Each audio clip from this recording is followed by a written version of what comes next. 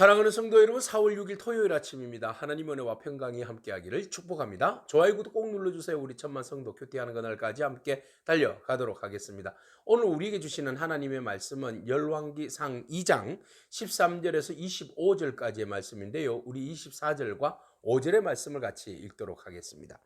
그러므로 이제 나를 세워 내 아버지 다윗의 왕위에 오르게 하시고 허락하신 말씀대로 나를 위하여 집을 세우신 여호와께서 살아계심을 두고 맹세하노니 아도니아는 오늘 죽임을 당하리라 하고 여호야다의 아들 브나냐를 보내매 그가 아도니아를 쳐서 죽였더라. 아멘.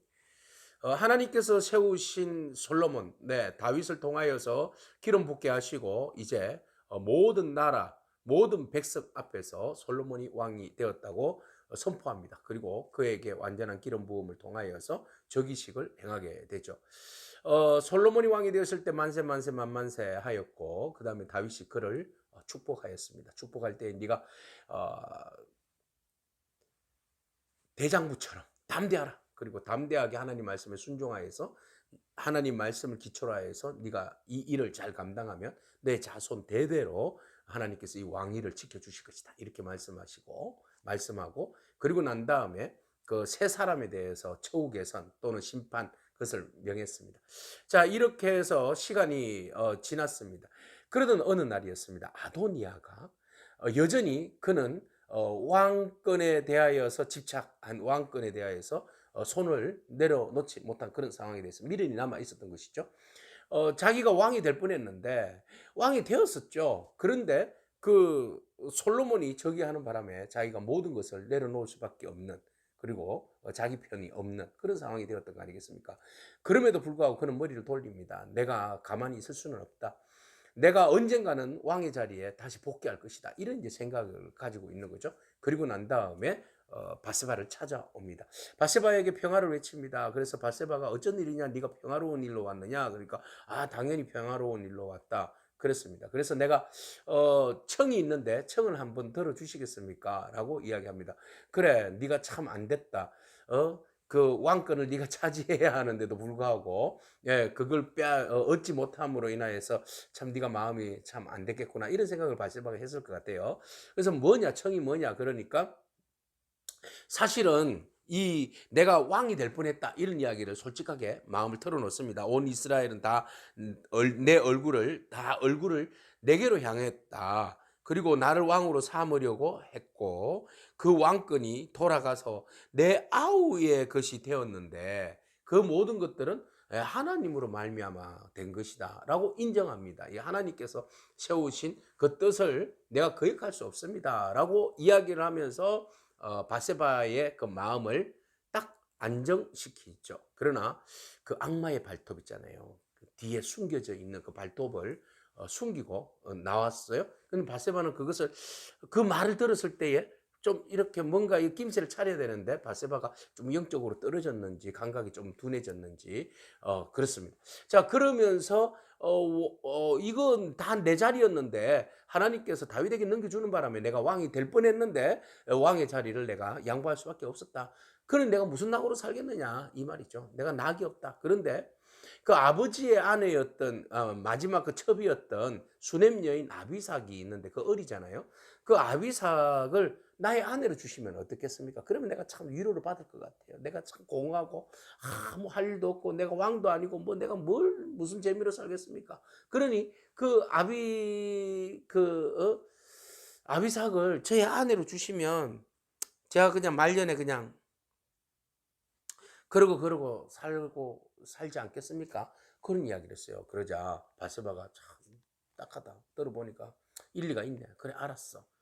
내가 그 이야기를 네가 요청한 대로 솔로몬에게 가서 내가 그걸 한번 조치를 취해볼게. 이런 이야기를 한 겁니다.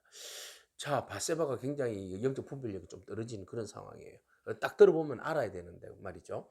그 예전부터 그런 거예요. 왕의 첩을 취한다는 것은 곧 왕권을 찬탈했다는 뜻이거든요. 왕위를 개성했다는 그런 뜻을 가지고 있어요. 그러면은 뭐 물론 이제 수종 들기 위해서 아비삭이 왔지만 그래도 어쨌든 다윗의 첩이었잖아요. 그러면 왕의 아내입니다.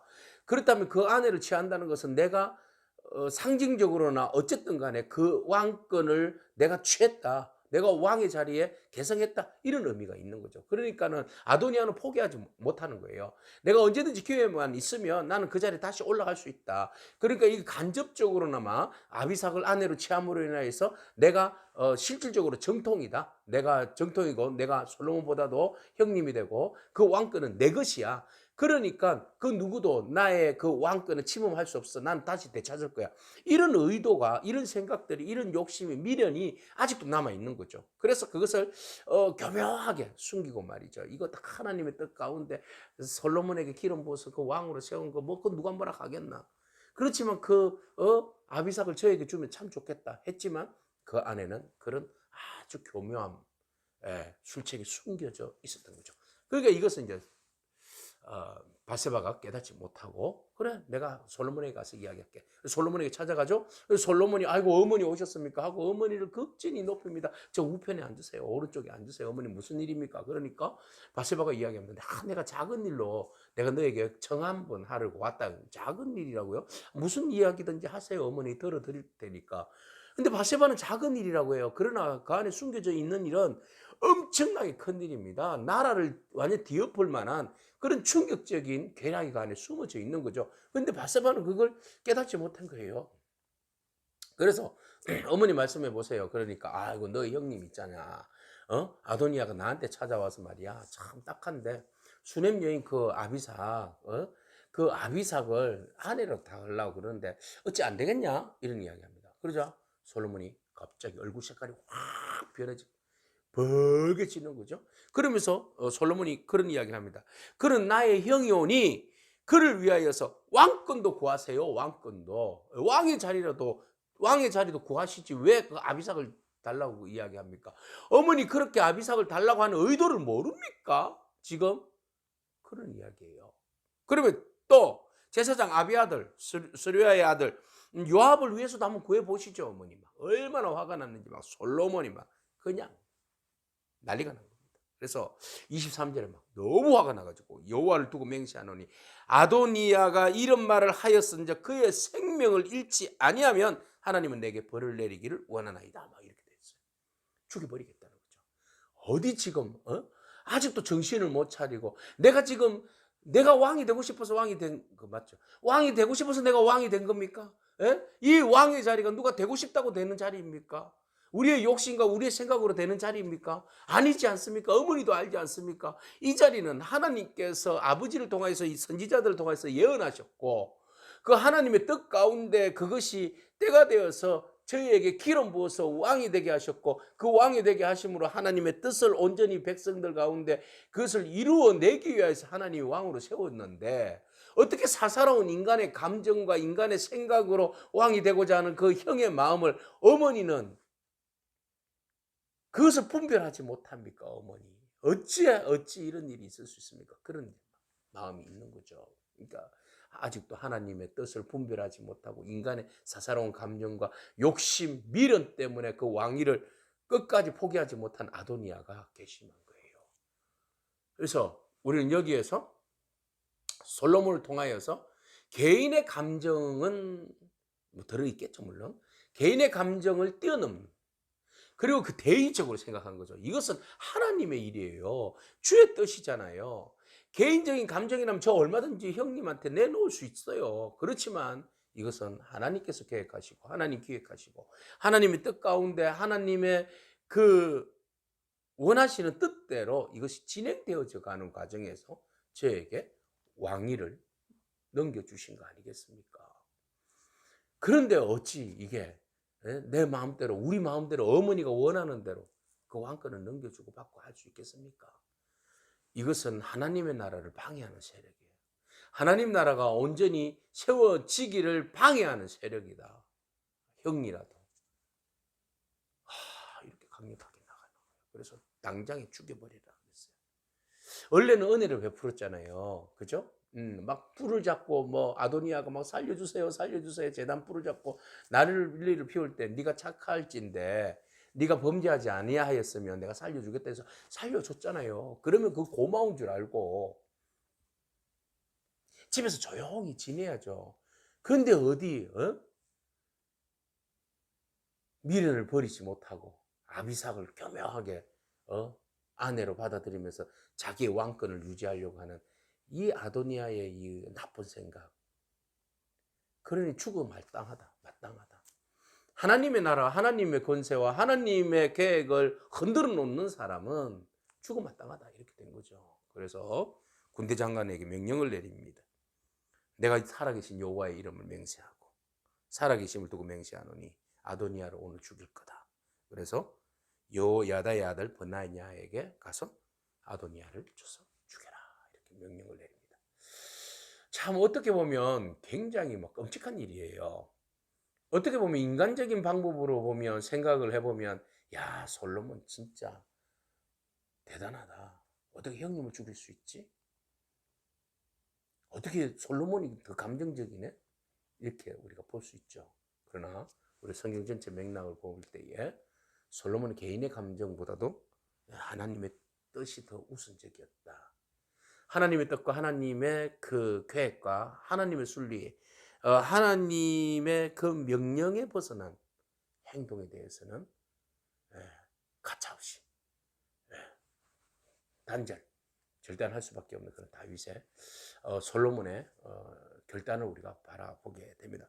자, 우리는 여기에서 숨길 수 없는 야망, 아도니아의 숨길 수 없는 그 야망과 미련, 그 포기하지 못함으로 인해서 결국은 그 욕망이 죄가 잉태하여서 사망으로 갈 수밖에 없는, 욕심 잉태하여 죄를 낳고 죄가 장성하여서 사망으로 갈 수밖에 없는 아도니아의 모습 바라봅니다.